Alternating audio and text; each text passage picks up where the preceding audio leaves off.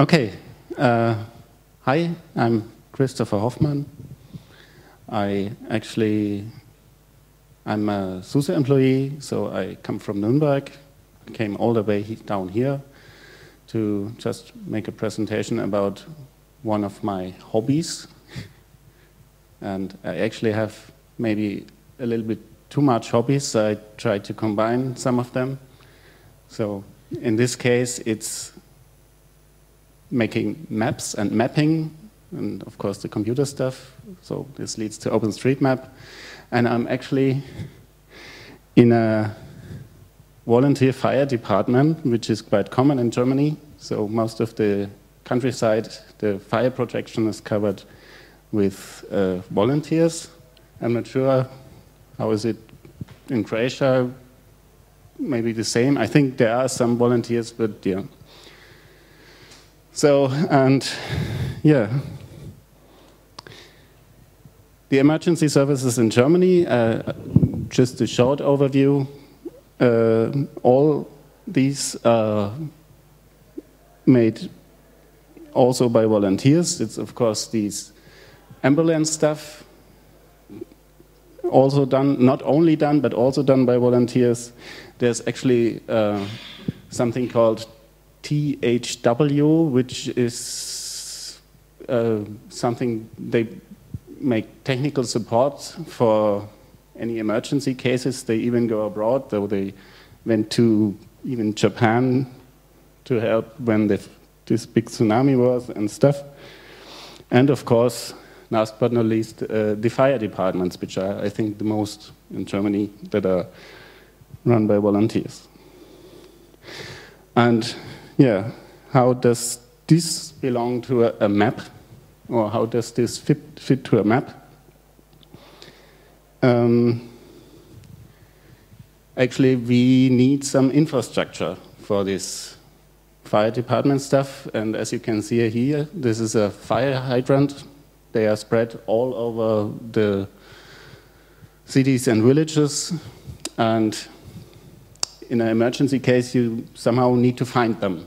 So you maybe won't remember all of them by heart. And this is where we need a map. And OpenStreetMap is a good thing in that, is supporting that, because yeah, so far it was done in a kind of old-fashioned way. So we had paper maps and some people painted the fire hydrants in that.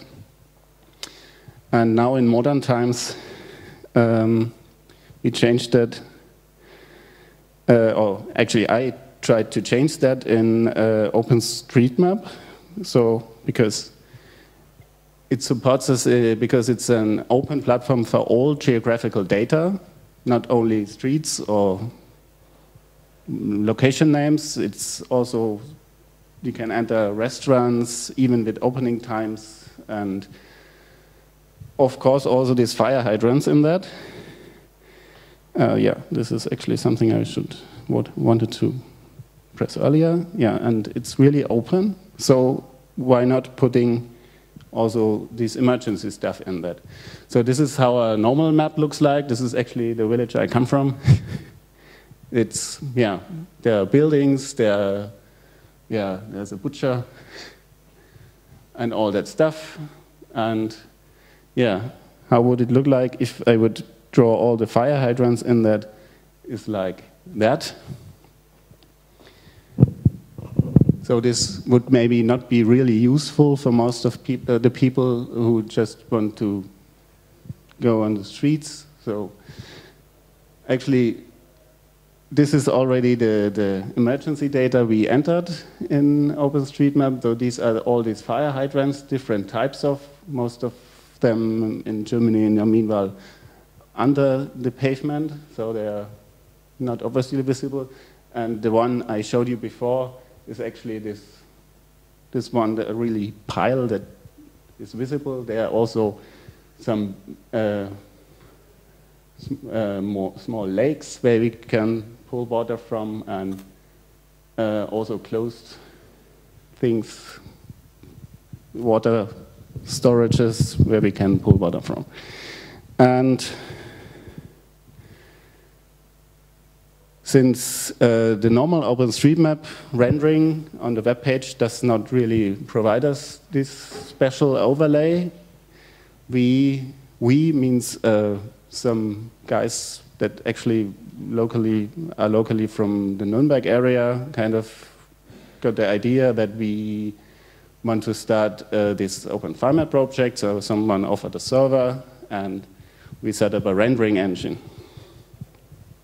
Because we just make an overlay layer that does not really contain all this graphical stuff, but only the data we are interested in. And with this open layers thing, we are able to just put another layer on the map, which can be switched on and off, actually, which shows our data. And to generate this, we need, of course, some software. And this is mostly a database, which is actually a Postgres database, which provides or offers some extensions for geographical data. This is then called PostGIS. So besides the normal select stuff you usually have in a database, you can even, it still selects, but it even supports functions where you can get data in a specific circle around your location and all the transformation stuff you need for geographical data. And this is interesting because here it shows the right point, and this is actually not what I see here on this screen. I changed this quite late. Okay. OSM to PGSQL is actually a script that converts the XML data from OpenStreetMap, because it's all XML, into that database. Actually, this is maybe even an outdated script that does this. There are actually several. There's also one called Osmosis, which is little bit better. And you need something that converts this stuff from the database into actually graphics. And this is the Mapnik rendering engine that makes from the data the actual graphics. And there is another thing a piece of software you need, which is ModTile. That is a Apache module actually that enables rendering on demand. Because actually rendering the whole world is quite a lot of effort, so you need a big computer for that and even more storage for that. And since in the highest zoom level of OpenStreetMap, it would be much more data than that could be rendered by a normal web server. They do this on demand because you have here a screen cutout on your screen that maybe needs, let's say, 16 or 20 tiles to actually show. Then these, in the highest zoom rate, these are rendered on demand using ModTile. And here comes our good old OpenSUSE build service in. We have a project there, which is called ApplicationGU, that actually contains really most of the important programs for geographical stuff. So all the things I mentioned before are actually readily packaged in this project. So it's easy to install them on OpenSUSE. Oops, I'm a little bit too early for that. Now I lost my track. Yeah, that means we really flexible in setting up new machines for that. So it's something I actually already did.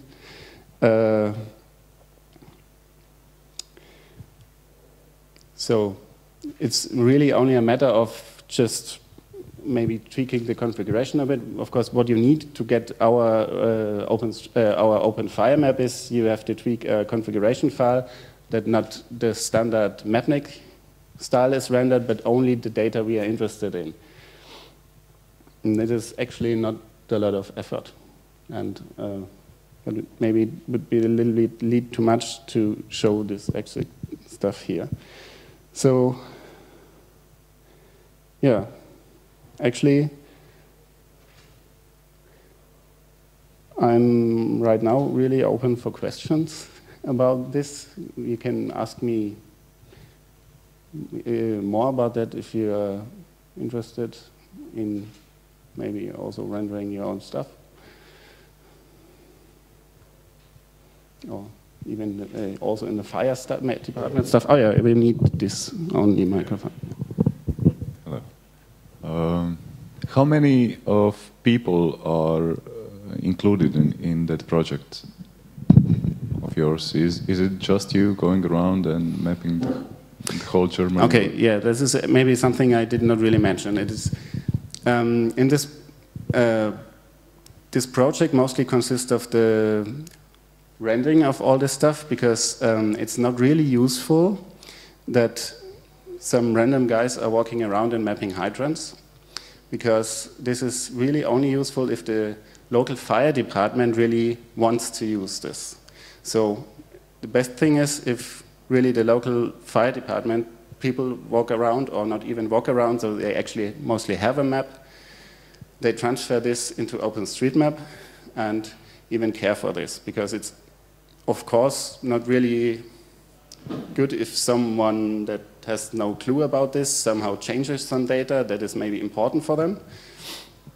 So one next thing we still don't have, but we want to do, is also kind of tracking of changes in the local area you are interested in. We, for our department, are only responsible for our local village, so we really have a defined number of hydrants to care for, and we also want to monitor them if they are changed.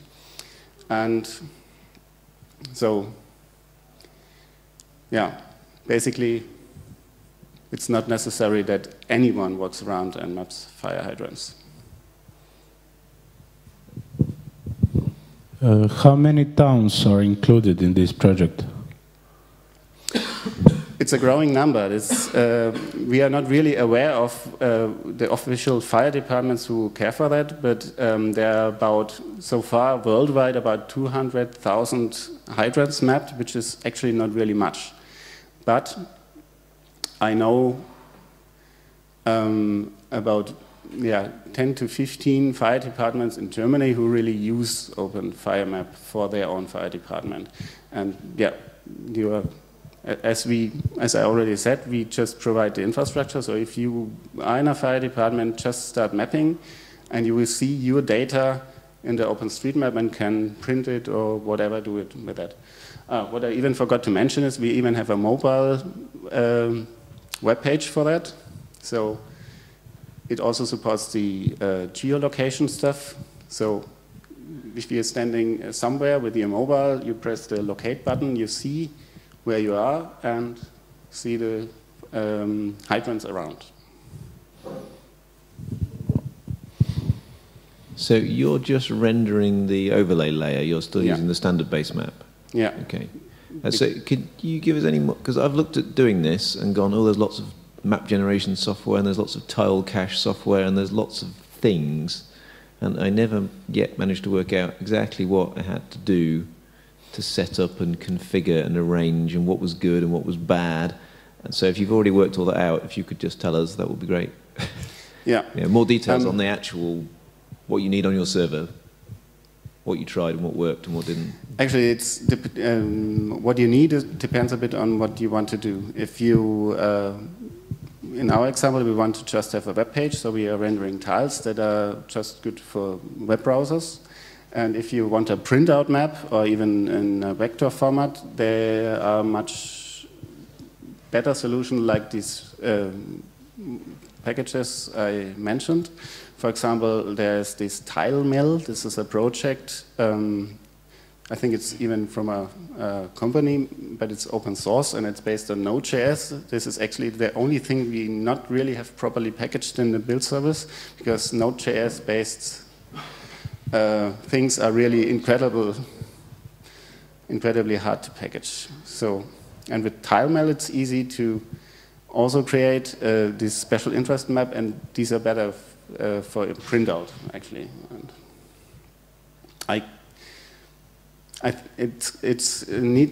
there are a lot of details, so I can maybe tell you later how to really do this. But is there maybe a wiki page that you can dump data? Yeah, actually, that's what I wanted to say. On OpenFireMap.org, which is the webpage I also did not mention yet, there is, on the bottom, there's a link to the OpenStreetMap wiki. In the OpenStreetMap wiki, we have a wiki page that explains all the text you need and how they are rendered, and even support a little bit how to find out the right data you need for that. So just search for OpenFireMap in the OpenStreetMap wiki. So far, since it is mostly, we have mostly contributors from Germany, it's, there is of course an English page, but they somehow, at some point in time, always differ from the German one, and we have to track the new stuff is mostly in German, and I translate this then mostly to English.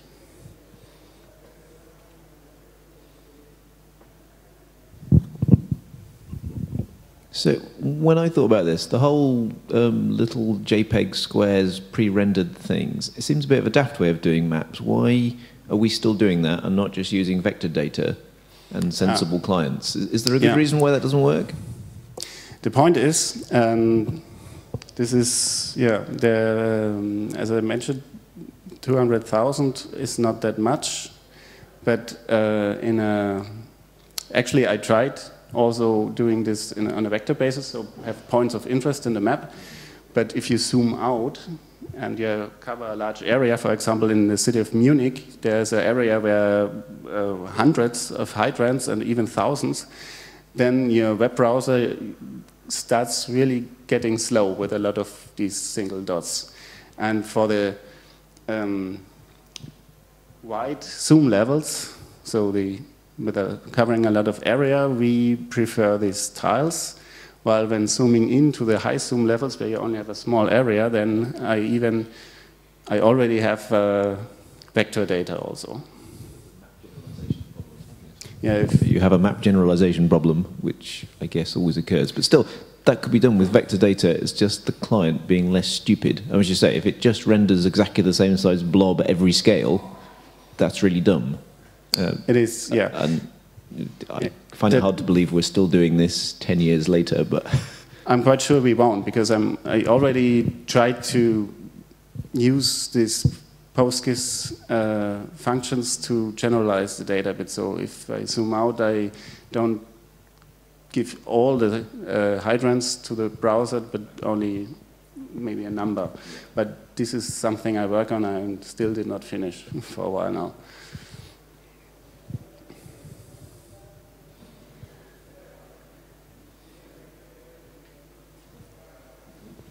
So the half an hour is nearly over. Thanks. Ask me if you want to know more.